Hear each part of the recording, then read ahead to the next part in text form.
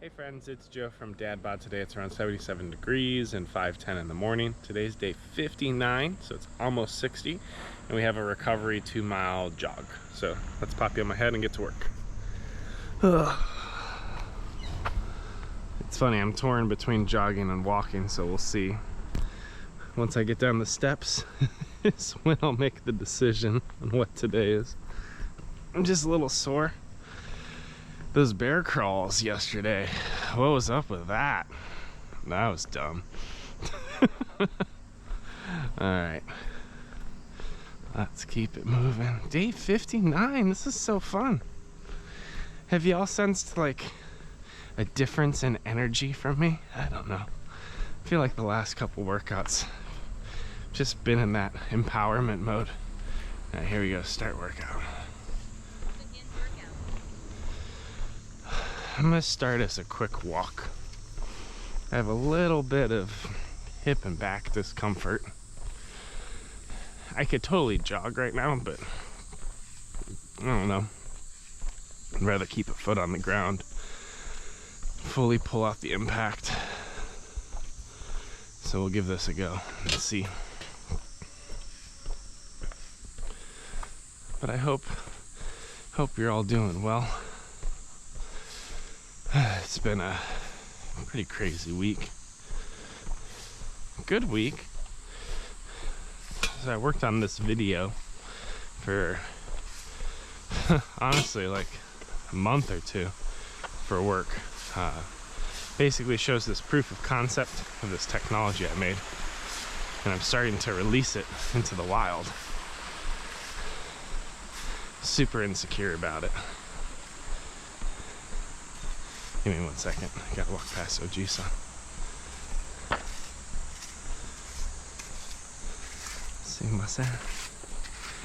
So, releasing it in the wild. So basically, I work for Johnson & Johnson in robotic surgery, and a lot of my job has been to connect with Japanese clinicians. Sorry, I'm doing a body check while I talk, so I'm a little distracted. 1 second.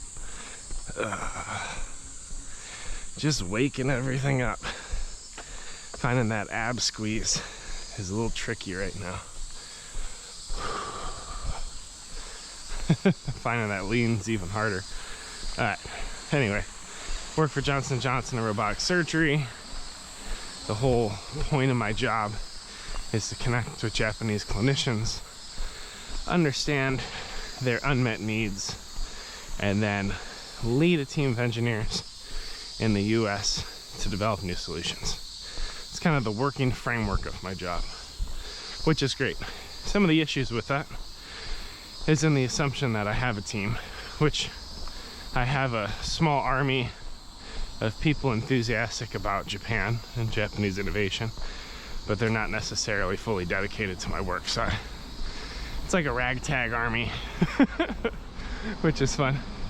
And the problem is that I can't, some of the things I see, they can't see from an OR perspective.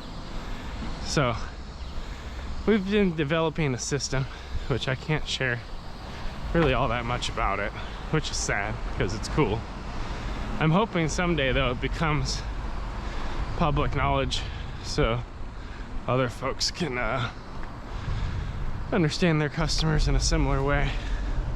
Anyway, I've been developing a system over the last 2 years to do certain things at scale beyond that core team, so that we really understand the needs of the patients we serve. And I made a really complex video to explain the value prop. I'm gonna do a couple deadlifts really quick. Yeah, today's gonna be a low and slow day. I might even be walking a little too fast. 3. But if you got stuff to do and you're jogging your recovery, that's totally fine. I woke up creaky, so I'm taking care of me. Nothing wrong with that. Okay, so anyway, I worked on this video. It was a labor of love. It took me well over a month to record it, edit it, share it with a few people, edit it, like tons and tons of revisions. And I finally hit the point on Friday where I was like, it's done, you know? It needs to be done. It's over. But now I'm in the distribution part, and there's so much insecurity with it. Because you never want anybody to call your baby ugly. But at the same time, you're not really expecting people to call your baby cute. And I think that's kind of where I'm at, is like, how do I share this with people blind through email in a way that's personal, meaningful, gets their engagement, their enthusiasm, their critiques? How do I gather all that feedback well at scale, and then hopefully get the organization to reinvest in this vision of innovation from Japan? So last night I was up kind of late because I float time zones, and I was just like going through, we have this app within Johnson & Johnson where you could find people. So you could basically see like Susan reports to Steve, who reports to Kumar, who reports to, and you can kind of like wiggle your way up and down leadership in different organizations. And I basically spent the whole night, well, not the whole night, because I did get some Ghost of Tsushima in. Man, I'm really back on my hips today. It's hard turning on my abs. Whew. I spent the whole night just going through that application, finding people from my historic network, the people I worked with 3, 5, 7 years ago, and being like, hey, there's this thing I made. Can you watch this video about this thing I made? How do you feel about this thing I made? I felt like I was selling, but like in a good way, like marketing it in a good way. And there's one guy, really awesome guy. He's more of a chafing. I'm trying to fix my chafe. Ow. Not from today, from Monday. Oh, I should do a video on the wonders of chafing. Chafing is a great character refining experience. I'm sure by now you've had chafing somewhere. Well done powering through that.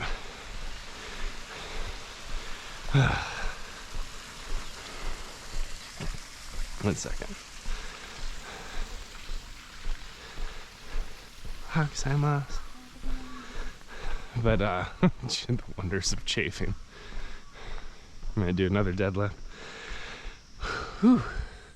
See, now ego would have had me press start, and I would have just started running in pain. Like my back would have been twisted up, my hips would have been a little off. And honestly, I probably should have done the runner stretch beforehand. Sometimes I get to warm up before I run. Sometimes I just hit it. Just kind of depends on timing and choice. And today I was like, I'll just go start. And my body's like, are you sure? You sure you want to start? You sure you even want to be here? Shouldn't you be asleep right now, Joe? So anyway, I share this video. Had a close friend, I won't share his name because I don't want to respect his privacy, and also he's got a unique name, so it'd be pretty easy to find him on LinkedIn. But we worked together in front-end innovation for a while before our organization experienced some layoffs, and we both persisted, but our organization was dissolved and we were kind of moved under different people. And then there was maybe like 6 months of us not talking with one another. And I basically sent this email last night to 20 different people, maybe 26 people. Each was an individual email with personal update, just, you know, saying like, hey, I think this thing could really help you where you work within the business. Like, not an email listserv, because people ignore a lot of those like mass emails. They're efficient for the sender, but you don't really get good engagement when you do stuff like that. But if it's personal and it's by name and you actually wrote them a message, it's just a higher probability of engagement. Anyway, I send this email. I'm navigating all this insecurity because I'm afraid my baby's ugly and the organization's gonna throw it away. Right? Like all these things that aren't true, they're not based on fact. Sent it to my good friend who I hadn't seen in 6 months, who I know is really busy and has goals contrary to the stuff I'm doing. Ohayou gozaimasu. He's got all these different goals, right? Within like 3 minutes, because I sent it at maybe, I don't know, 7:45 in the morning, their time, which was 8:45 at night for me. Get a response from him. He's like, I will make time to watch this video. It's a long one, it's like 21 minutes. And do the survey. And then he also just added, because we both come from like a faith context, like blessings upon your household. And it was just like that added kindness and intention was great, because I felt like I'm stretching into other people's days. You know, this is another thing they add to their list in order to help me out. And he flips it back as a blessing. It was so cool. And I was like, thank you, like I received that. Like, we're expecting our 4th child. Oh yeah, I haven't shared that yet on this journey. Yeah, we're expecting like a 4th baby. So we have a 6-year-old, a 4-year-old, a 2-year-old. And we're due, and well, I'm not, Felicia's due in like 8 months. We heard the heartbeat. It's awesome. You know, so for me to be able to say like, man, I received that. Like that is, I need a blessing over my household because there's vulnerabilities in this job. I feel out on a limb here. I don't feel supported by my organization on either side. I mean, there's people providing effort, but when you live between groups with different priorities and your job is to align them towards one vision, it's super scary. It's super hard. Because anyone can come in from the side and just kill it. That's how stuff works. Some people are just like killers. That's their job.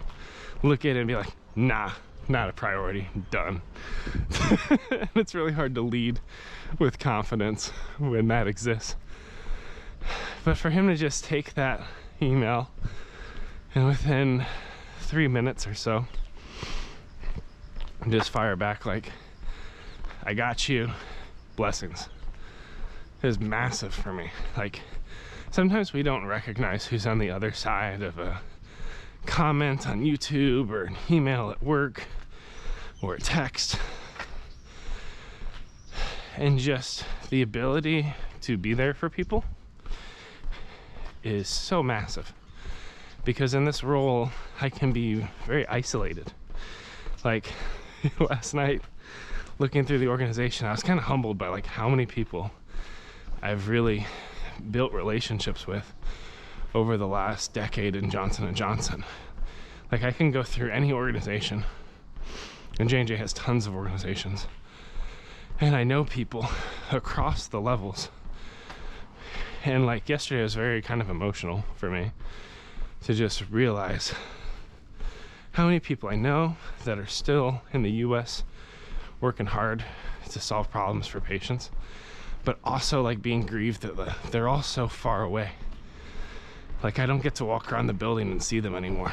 Like I'm in this new world, in this new role. And to connect across that distance is difficult to do at scale. You see a lot more people when you walk through the office than when you're setting up specific Zooms with specific people. So anyway, I don't know what the takeaway is for you.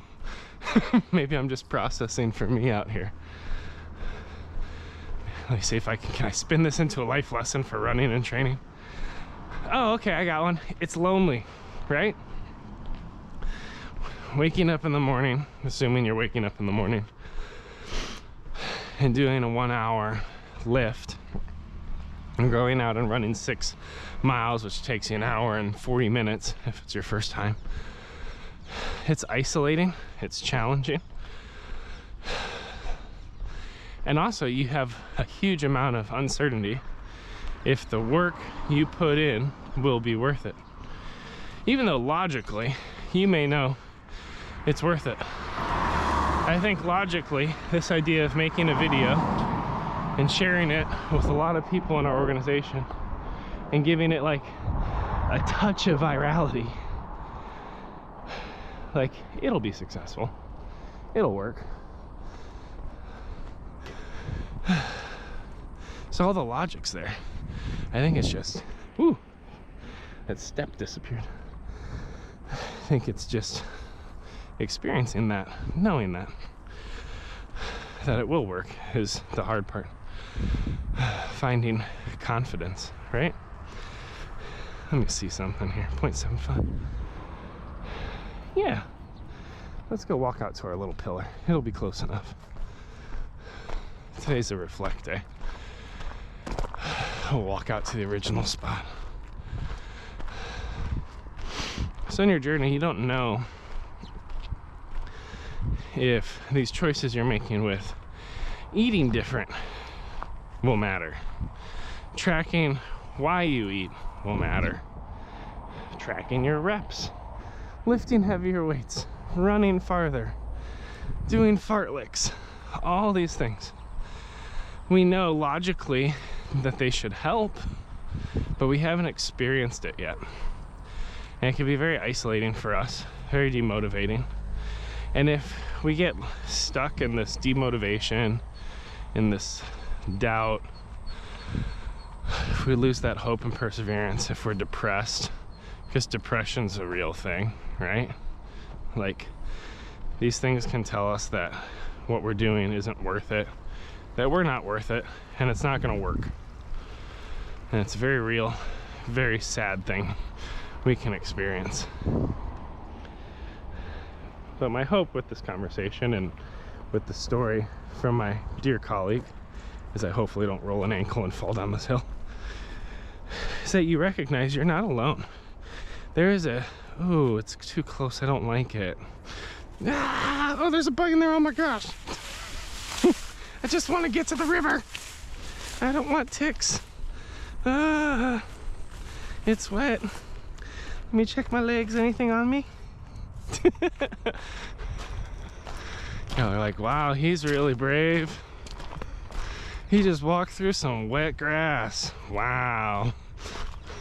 But it's beautiful out here. So you might feel isolated, you might be navigating this doubt, these feelings of inadequacy, comparison, that the work you're doing doesn't matter, which is the struggle of my life, especially with imposter syndrome. It's like, all this is gonna fail. I'm trying to, for instance, shift the way we understand the needs of patients. There is a huge part of me that thinks someone will kill it and we will go back to the way things were. And the same way with this DadBod journey, you're 59 days in, and tomorrow life's gonna happen. You're gonna miss a workout and you're gonna stop doing all the things because it's hard and the results aren't immediate and you got a lot on your plate, and you will return to the way things were. It's just another fad diet, another fad program, right? Those are very real thoughts. I think it's healthy to face those. Even for me, I'm navigating it. Like when I stepped on the scale, I was like, crap. Shoot, I got some work to do. But also, like, I can't condemn myself for being where I'm at, like, because this is where I'm at, so I gotta work with it. Ooh, should we take the jump? It's a big jump. If you know anything about me, big guys don't leave the ground, all right? Don't really want wet shoes, but I really want to be over there. That's kind of far. Might need a running start, but I've been walking.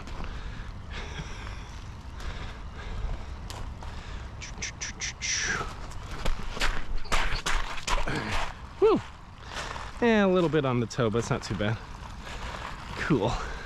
Let's reflect, y'all. So, I guess this is my affirmation to you. You're not gonna go back to where you were. That's a silly thought.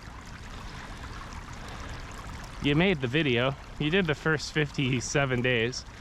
Now you gotta release it. You just gotta keep going. Keep trusting the process.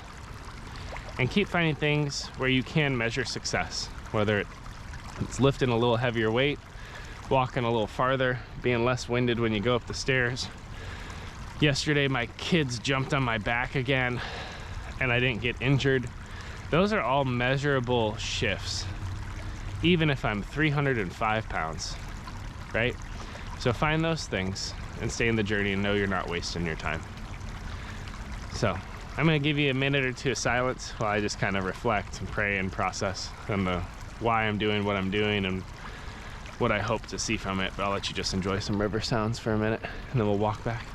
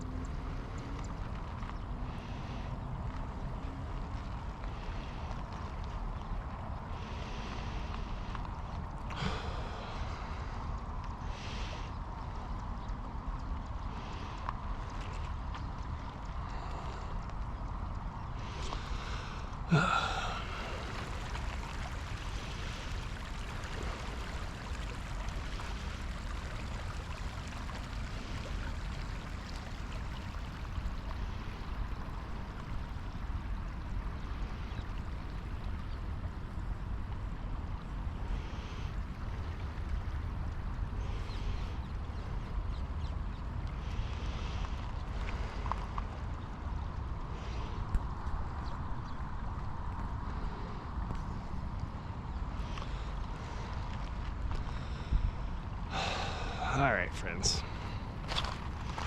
let's make it fun. This is gonna end poorly for me. We just know this isn't gonna work, right?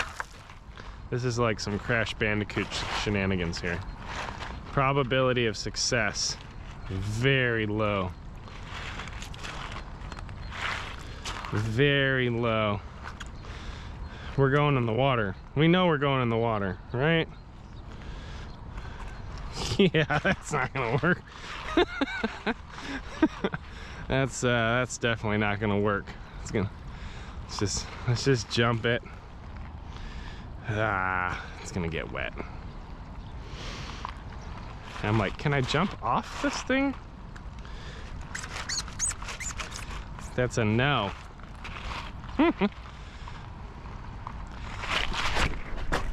Alright, there you go. So I guess it's good prep for puddle running. Y'all ever run in the rain yet? When you're halfway into this thing, I'm sure you've been wet. When I run in the rain, eventually, the reality is your socks will get wet. Like, that is a very real thing. But a lot of times, if you're running and like there was just rain or a light sprinkle, and there's a lot of puddleage, but other than that, it's not really that wet out. Or like if you run in the winter and the snow melts and it's slushy. Sometimes I run a little bit more vertical, a little bit more on my heels, and I just kind of stomp and kind of drag my heel.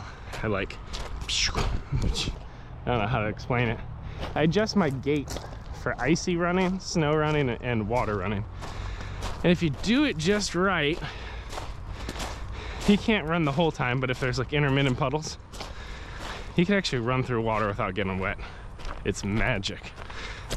It's just about how your foot hits the puddle and how quickly it comes back up. It becomes like a high knees exercise. It's terrible and fun. All right, let's get wet. Oh, I'm one with the forest. Oh, I'm scared. No. I don't like it. Yo.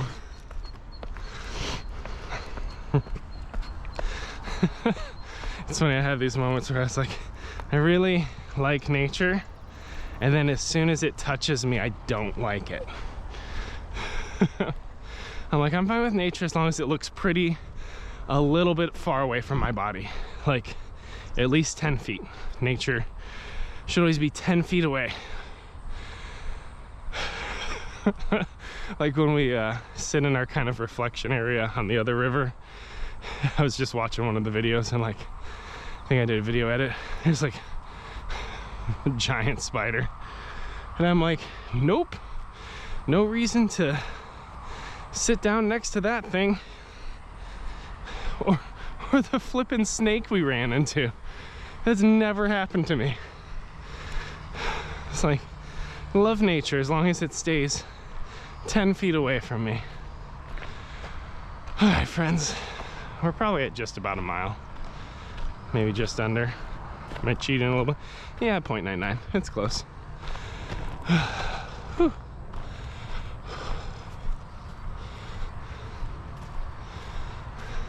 Ohayou gozaimasu. Oh, it's beautiful out here.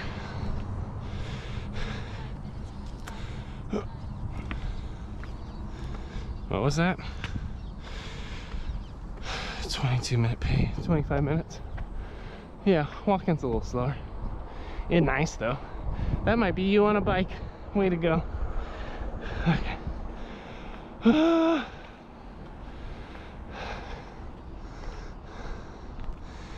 Cat.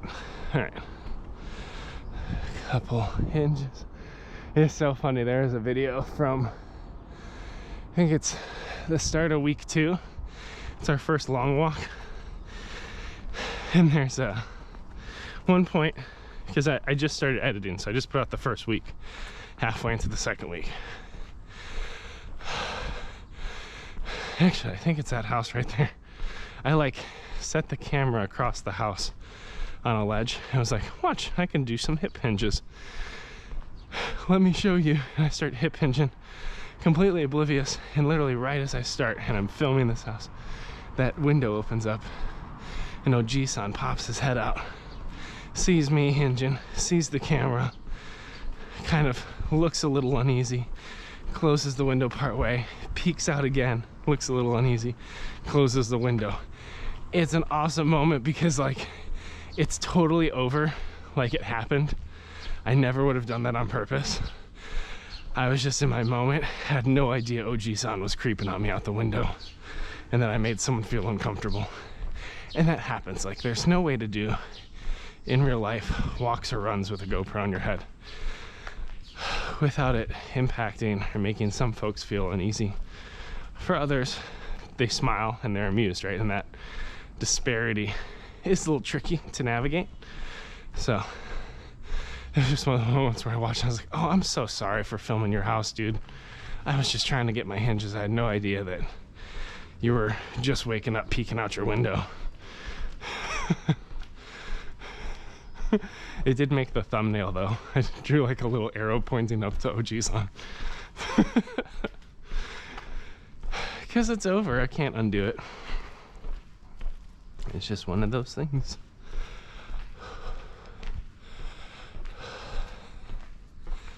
Alright. Keep it moving. It's a little bit of a long one today. So for me, I'll get the full 2 mile walk in because I'll finish. But this will cut off, I think, at like 1.7. And then I'll wrap up on my way back. It'll be nice. Keep it up, y'all. What you're doing's worth it. The recovery's worth it. Walking or jogging while a little sore, but safe. It's worth it. You gotta get your body activated. Gotta get moving.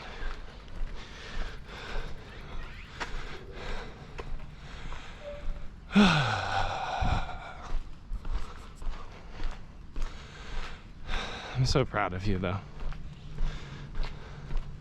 This stuff is messy.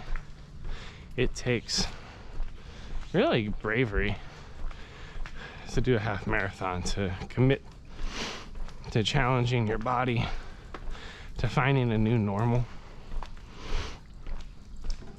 stepping out, doing something different. You know, it's interesting yesterday.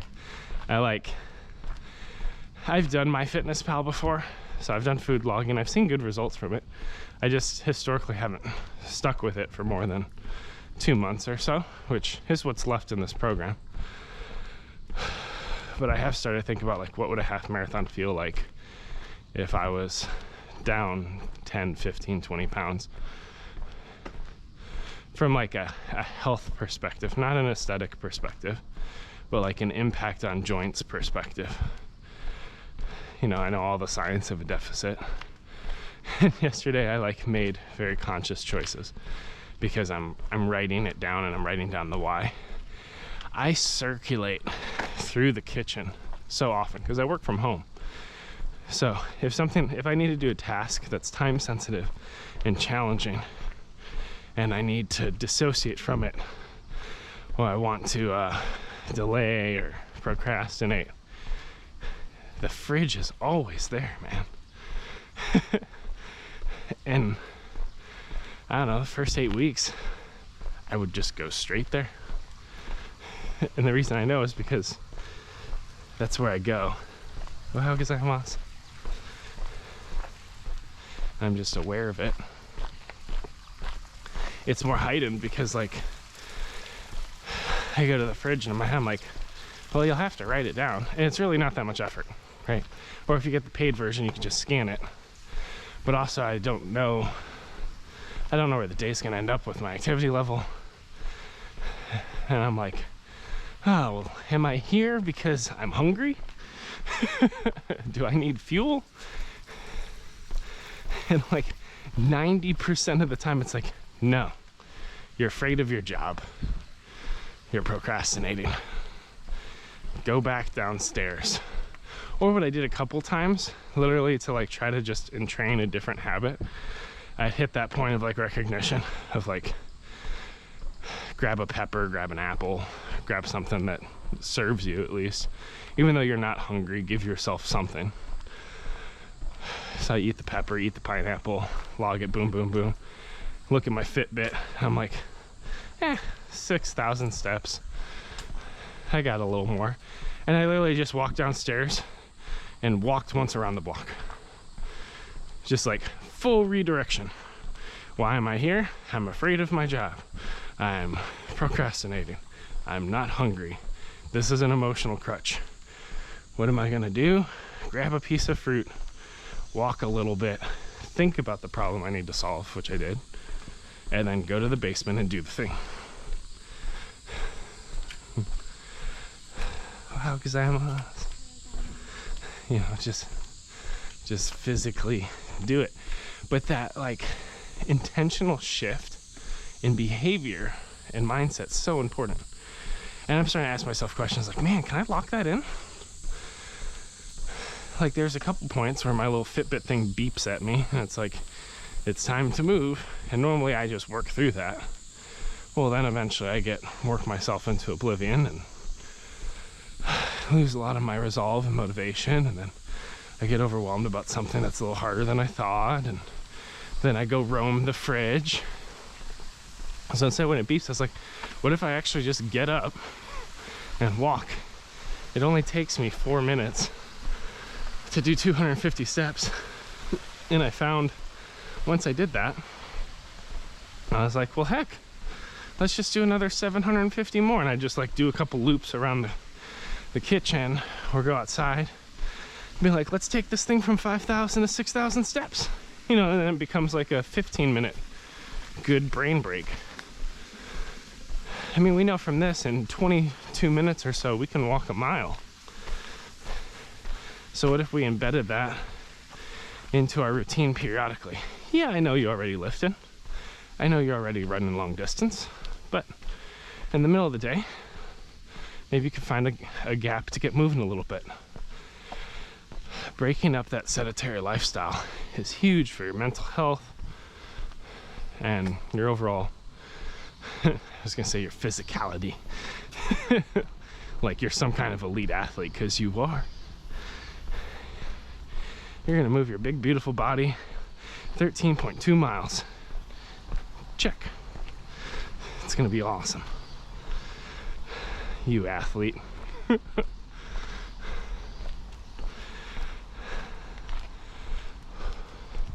How excited was. So, start training like one, start thinking like one. And the fastest way to weight gain, realistically, is an appropriate, healthy calorie deficit with more light activity stretched across the day. You've been doing an amazing job hitting the workouts, building the strength, building the endurance. That's necessary for a half marathon. But if you just do that, you might not see weight loss if you then ride a desk for 9 hours and then eat big at Chipotle, even though I love Chipotle. I miss it. I can't get it in Japan. So it's all these small, little micro choices throughout the day. And again, not a dietitian. I'm not a physical trainer. I just find things that work for me and my body. One of the best things I do for myself, and I don't always do it, is just being honest with myself. Not condemning, not guilt tripping myself or shaming myself for a decision. Because especially with the tracker, if you've never done it before and you had a goal of a certain calories and you went 200 over or 500 over, and then it got hard for a week or two, so then you're like, I'm not gonna track anything, I'm just gonna eat whatever I want, and you regress, like, oh my gosh, shame shows up so fast in this. So be really careful. We're not tending towards an eating disorder. The first 4 weeks are focused on just knowing where we're at, being honest with that, and hitting some kind of lose a 1.5 pound per week target thing isn't the right task right now. That might happen in parallel. That's something that could open up for you with this tracker if it's helpful for you and you can embed it in life and start to learn the cost of different things that you eat. But really the journey is about knowing why you're eating and looking at when you're eating and asking, is that what you want or need to do right now? And getting some control from that honest feedback of yourself, because no one can give you that feedback. You have to give yourself that feedback over time. Anyways, I'm at about 2 miles walking up on Oji-san. So thanks for hanging out. Hopefully it was restful. Thanks for giving me a space to process my fears and doubts and find some confidence for the week. And I'll see you around, friend. Later.